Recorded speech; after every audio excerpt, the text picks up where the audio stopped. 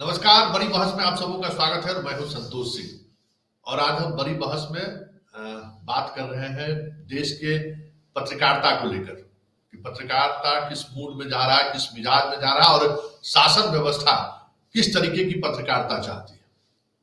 जी हाँ, और इस चर्चा के लिए हमारे साथ दिल्ली से जुड़े हुए हैं रवीश कुमार।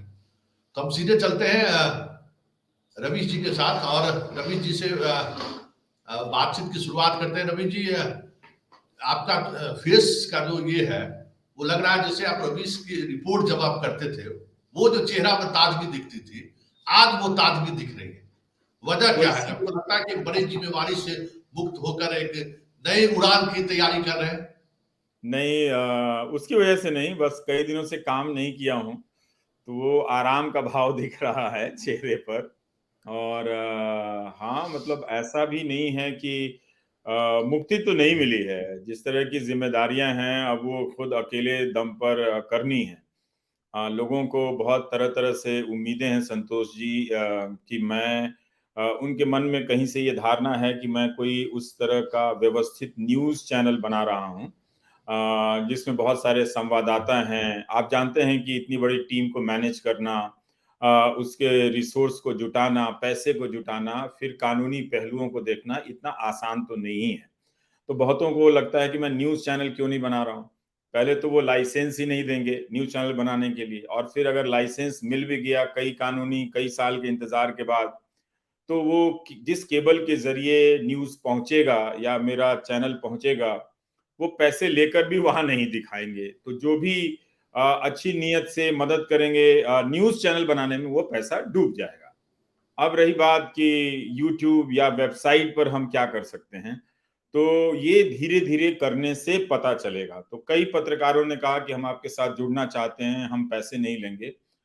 मुझे लगता है कि ये मॉडल ठीक नहीं है। अगर कोई ऐसा मॉडल बने कि हम उस मेहनती पत्रकार को एक अच्छा मानदेय दे पाएँ, तो वो ठीक रहेगा। फिर उसकी सेवा लेने में, फिर उसकी बहुत सारा ह्यूमन रिसोर्स का मैनेजमेंट है, और मैं कंटेंट का आदमी हूँ, मैं अपना रिसर्च करता हूँ, अपना लिखता हूँ, अभी तक इस तरह से रहा हूँ। वो करने के लिए मुझे ये काम छोड़ देना पड़ेगा। तो दोनों में एक संतुलन का रास्ता अभी देखेंगे।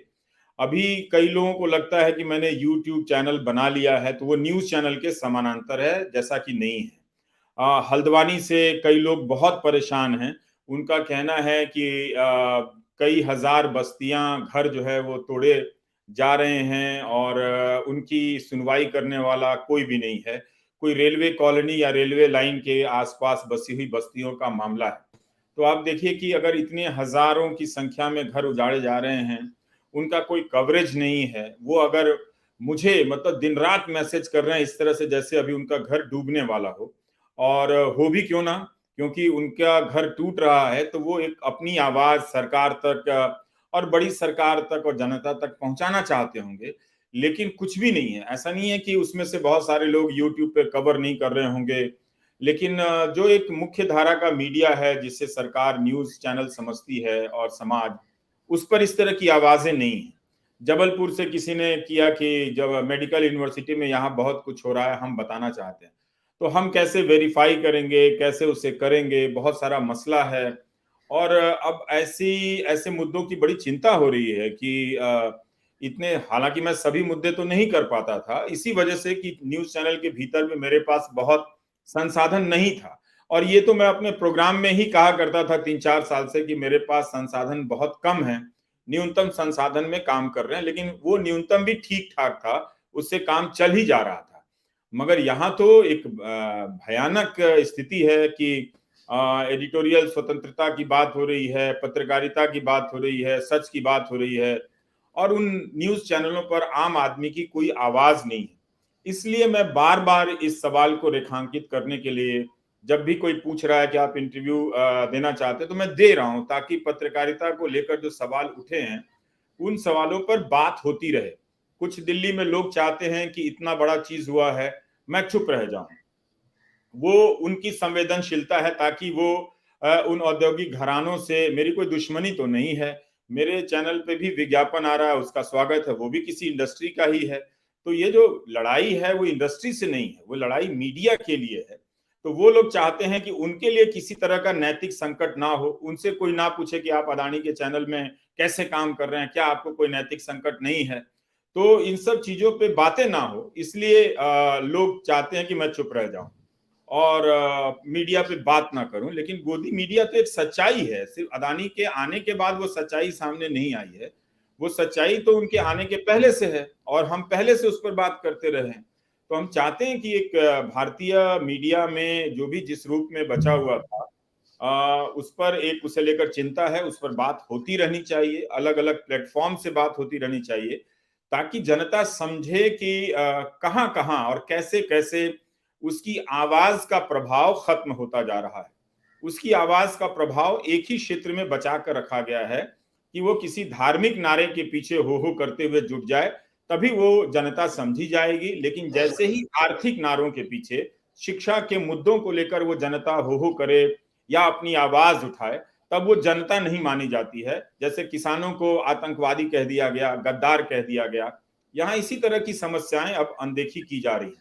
लोग बहुत परेशान हैं। मैं इन 1 महीने के दौरान ये महसूस किया कि मेरी जरूरत क्यों पड़ रही है, मेरे इस्तीफे पर 1 महीने तक बात क्यों हो रही है। इतनी बात तो किसी मंत्री के इस्तीफे पर भी नहीं होती है। वो इसलिए हो रही है कि लोग बहुत परेशान हैं, उनको कोई मंच नहीं मिल रहा है, तो वो मेरे तक आते हैं, फिर मेरे तक आते हैं तो फिर पलट के मीडिया पर बात करने लगते हैं। तो इन सब चीजों पे बात तो होनी ही चाहिए संतोष जी की। देखिए, एक चीज हो रही है, आप जो कर रहे हैं अपने दम पर कर रहे हैं, आप बहुत अच्छे पत्रकार हैं, लेकिन कोई मुख्य धारा का चैनल उसमें इतनी हिम्मत नहीं है कि आपको रखे। उसी तरह से और भी कई पत्रकार हैं जो निजी तौर पर कर रहे हैं। आप और ये सारे पत्रकार, अजीत हों या फिर अभिसार हों या फिर आरफा हों, अब आप मुझे भी उसमें जोड़ सकते हैं। तो हम लोग क्या कर रहे हैं, हम लोग पत्रकारिता कैसी होनी चाहिए अपने बहुत सीमित क्षमता से और संसाधन से वो बताने की कोशिश कर रहे हैं। तो इस पेशे में हम एक वैल्यू जोड़ रहे हैं, लेकिन उस वैल्यू का फायदा किसे हो रहा है? उस वैल्यू का फायदा उसी गोदी मीडिया को हो रहा है जिसके पास हजारों करोड़ के विज्ञापन पहुंच रहे हैं। हमें आपको आपका फायदा नहीं है। हो सकता है कि हम 4 दिन चलकर, 4 साल चलकर बंद हो जाएं, या हमारा विस्तार ना हो, हम आर्थिक संकट से जूझते ही रहें। तो निजी तौर पर हम पत्रकारिता के मूल्यों की रक्षा कर रहे हैं, लेकिन उसका फायदा वही गोदी मीडिया उठा रहा है। तो बहुत तरह के सवाल सामने आ रहे हैं। तो इन सवालों को जनता के सामने तो मैं एक बार नहीं, 1000 बार रखूंगा और यही कहूंगा कि अगर वो आजाद महसूस करना चाहती है तो वो गोदी मीडिया ना देखे, उसका कुछ भी नहीं बिगड़ेगा। अगर वो शाम को टेलीविजन ना देखे तो मोहल्लों में टहले, दोस्तों से बात करे, उसका सामाजिक स्वास्थ्य बहुत अच्छा हो जाएगा अगर वो गोदी मीडिया के न्यूज चैनल ना देखे। और वो जो 300 रुपया दे रहा है, उस 300 रुपए से वो स्वतंत्र पत्रकारों की मदद करे और सामाजिक कार्यों में मदद कर दे। भले पत्रकार को ना दे, कोई गरीब बच्चा है उसकी स्कूल की फीस भर दे, तो ये काम आएगा। लेकिन घटिया टेलीविजन देखकर जनता क्यों अपना अपमान करा रही है, मेरा ये सवाल उससे रहता है और ये संवाद रहता है। तो मैं करता रहूंगा, मेरे भीतर भी अंतर्विरोध होंगे, लेकिन वो इतना बड़ा इस शत्रु का हमला है, आप उसकी ताकत देखिए। उसकी ताकत के सामने वो कितने अंतर्विरोधों को एक साथ एकजुट करके मुझ पर हमला कर रहा है, या आप पर हमला कर रहा है, या इस तरह के पत्रकारों पर हमला कर रहा है। और उसके बदले में आप ये नहीं कर सकते कि हमारे अंतर्विरोधों को आप उजागर करते रहें और उसके बहाने दोनों की बराबर की लड़ाई नहीं है ना। एक के पास सुसज्जित हथियार है, एक के पास मतलब मुकाबला करने के लिए गिल्ली डंडा भी नहीं है। तो कभी वो धूल उठा लिया, कभी पत्ते तोड़ लाया, तो कभी अपने जान बचाने के लिए भाग रहा है, कभी दौड़ रहा है।